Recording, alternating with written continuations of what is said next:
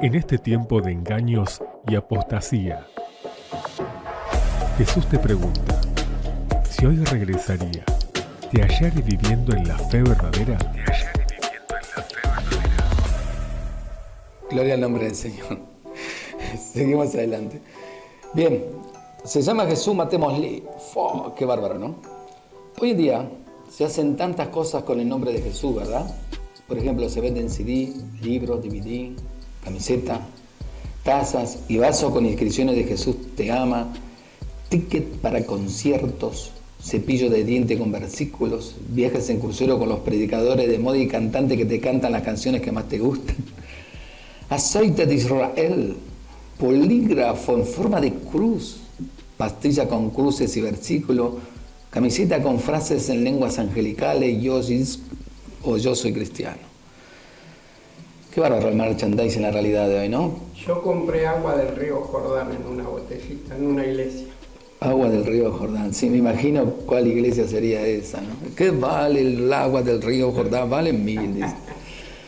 Predicadores y músicos supuestamente cristianos se transforman en famosa estrella al mejor estilo de Hollywood. Se pide dinero para hacer un pacto para la sanidad de un hijo o un milagro financiero. Se inventa un cáncer por 2 años para ganar dinero y fama. Se crean fastuosos templos de millones de dólares.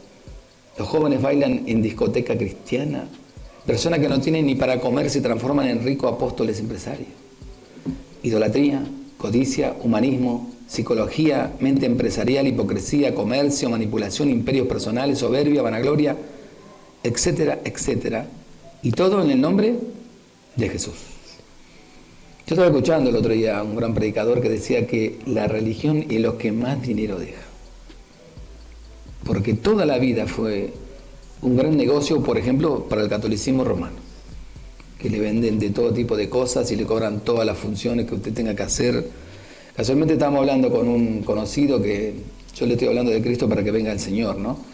Y él está a punto de casarse y se estaba enojado el otro día. Me dice, ¿vos te parece? Me fui a la iglesia de los católicos. Me fui, me querían cobrar tanto con música, tanto sin música, tanto con la alfombra, tanto sin alfombra. Era todo plata, José. Me decía, era todo plata. Ahora bien, todo lo que acabo de nombrar y todo en el nombre de Jesús. Todos dicen hacerlo por amor a Jesús, por mandato de Él y para su gloria. Todos dicen vivir para Él y amarlo para que, más que cualquier otra cosa. Una pregunta, ¿no? Porque la pregunta sería, ¿qué harían muchos hoy, en el año 2022, si lo tuvieran delante de Jesús? ¿Qué harían?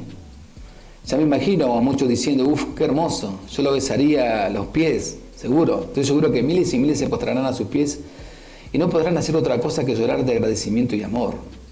Pero, todos los que se dicen cristianitos, entre comillas, ¿tendrían esa actitud? Si traemos a Jesús al 2022, ¿qué creen que haría Jesús ante gente que ha transformado el Evangelio en un comercio personal? ¿Qué opina vos? ¿Qué haría Jesús? ¿Qué le diría? ¿Por qué han vendido tantas cosas en mi nombre, no? Unos buenos latigazos. Como hizo cuando entró al templo de Jerusalén, ¿no? ¿Qué creen que haría Jesús ante la predicación llena de codicia de muchos, donde se predica continuamente que la voluntad de Dios es que seamos ricos? ¿Qué creen que haría Jesús ante la hipocresía de los que se dan excelente a la hora de predicar, pero luego viven como el peor de los incrédulos o como hijos del diablo? Porque no se olviden que delante de Jesús estamos desnudos. No podemos ocultar nada, ¿verdad? ¿Qué creen que haría Jesús frente a los que están dispuestos a todo con tal de ser famosos y transformarse en el nuevo ídolo evangélico? Usted nunca imaginó, ¿no?, que iba a haber ídolos evangélicos. Todavía no surgió ningún ídolo evangélico que pertenezca al famoso mundo de la cumbiamba, pero ya va a surgir. ¿Qué cree que haría Jesús frente a predicadores y además que viven de apariencia, pero luego cuando los conocen son adúlteros, adictos a la pornografía, homosexuales, soberbios y enfermos por el dinero? Que de eso, lamentablemente, yo siempre digo, ¿no?, que estamos en esta época mala. Todo esto va a seguir empeorando, porque la palabra de Dios dice que esto va a ir de mal en peor. ¿Qué cree que haría Jesús ante falsos pastores que engañan a la gente diciéndole que le están enseñando el Evangelio mientras solo le están seduciendo con mandamientos, tradiciones y filosofía de este mundo? ¿Qué creen que haría Jesús con iglesias que viven un cristianismo sin Cristo? ¿Qué cree que haría Jesús ante supuestos grandes hombres de Dios prostituidos detrás del poder, la fama y la riqueza? ¿Qué cree que haría Jesús ante supuestos ungidos que se autoproclaman campeones, personas llenas de potencia, superpoderosos, seres a los cuales no hay límite? ¿Saben qué haría Jesús? No hay mucho que imaginar, ¿no? No necesitamos mucho. Lo que necesitamos es buscar la palabra que hizo Jesús cuando estuvo ante gente así. Líderes de religiosos transformaron la casa de Dios, por ejemplo, en un comercio personal. Y dice Juan capítulo 2, versos 13 al 17, y haciendo un azote de cuerda que hizo, echó fuera del templo a todos. Líderes religiosos enseñando que las riquezas son una confirmación de que uno es un siervo de Dios. Y Lucas 16, 13 al 15 dice, ningún siervo puede servir a dos señores, porque odiará a uno y amará al otro, o estimará al uno y menospreciará al otro. No podéis servir a Dios y a las riquezas. Oían también todas estas cosas los fariseos que eran avaros y se burlaban de él. Entonces les dijo, vosotros sois los que os juntáis, o sea, justificáis a vosotros mismos delante de los hombres, pero Dios conoce vuestros corazones, pues lo que los hombres tienen por sublime delante de Dios es abominación. Yo siempre pienso, ¿no?, cuando leo y estudio, que si había algo que a los fariseos y los escribas les dolía mucho en el alma, era cuando Jesús les enseñaba y les decían que estaban equivocados. ¿Le cuesta a la gente aprender, Castillo?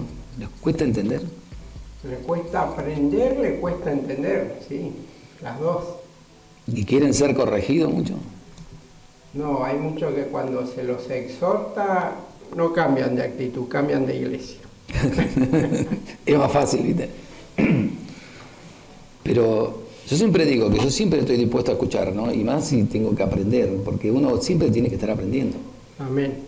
Mientras viva, mientras tenga vida, siempre voy a estar aprendiendo. Pero para aprender me tengo que juntar con gente que sabe más que yo, ¿verdad? O con gente que sé que Dios está en ello, que el Espíritu Santo los está usando, porque Dios puede usar, como usó en una oportunidad un jovencito cuando yo fui a visitar a uno de los hogares. Un jovencito de 19 años tenía el mensaje y como llegué yo, dice, no, llegó el pastor, no, a ver que predique todo. Y yo le dije, no, ¿cuál era el programa? ¿Qué iban a hacer? Y me dijo el jovencito, voy, lo abrazo. Usted sabe que me vi reflejado en él cuando era joven, entonces lo abracé a todo, ahí me senté al lado de él y le dije, vos tenés el mensaje, no lo tengo yo. Yo después, al final, por ahí lo saludé a todos, así que vos, tranquilo, yo te apoyo. Y estaba al lado mío, estaba tembloroso, estaba nervioso. Era señal de que iba a predicar la verdad, ¿no? Claro. Y usted sabe que predicó un sermón extraordinario. Y yo digo, qué grande Dios. Y es más, me habló a mí, yo, pues cuando terminamos todo voy y lo abrazo. Y me traía recuerdos de cuando yo, desde joven, empecé a predicar la palabra de Dios. ¿Ves que no siempre nosotros tenemos que predicar? Dios siempre tiene preparado a alguien para hablarnos. Líderes religiosos que le muestran una cara a la gente, pero luego viven como incrédulos. Dice, hay de vosotros escribas y fariseos hipócritas, porque sois semejantes a sepulcros blanqueados, que por fuera la verdad se muestran hermosos, pero por dentro están llenos de ¿qué? De huesos de muerte y toda inmundicia. Así también vosotros por fuera a la verdad os mostráis justo a los hombres, pero por dentro estáis llenos de hipocresía e iniquidad. Mateo 23, 27 al 28. ¿Cómo le dolía a los escribas y fariseos que Jesús los tratara de esto, no? De sepulcro blanqueado. ¿Quién es este para venir a decirme eso? ¿Qué se creen que es? Nosotros somos la máxima autoridad, Dios nos llamó. Somos los que gobernamos la nación de Israel espiritualmente. Estaban todos perdidos.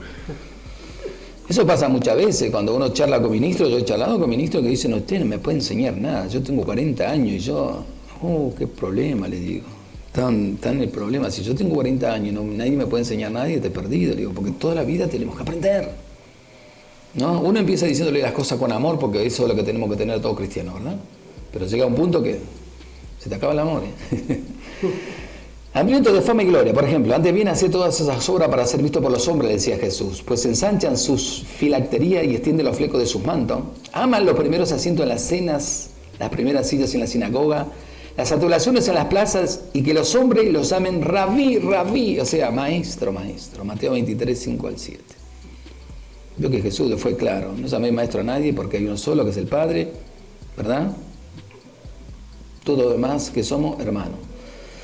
Gloria de los hombres no recibo, dijo, pero yo os conozco que no tenéis el amor de Dios en vuestros corazones. Yo he venido en nombre de mi Padre, le dice, en nombre de mi Padre, al que ustedes dicen que sirven, al que ustedes dicen que honran y no me recibís. Si otro viniera en su propio nombre, a ese van a recibirlo. Ahora, ¿cómo podéis vosotros creer, pues, recibir gloria de uno de los otros y no buscáis la gloria que viene del Dios único? Juan 5, 41, 44. Estas son todas las respuestas que Jesús le daría a toda esa gente que al principio preguntamos.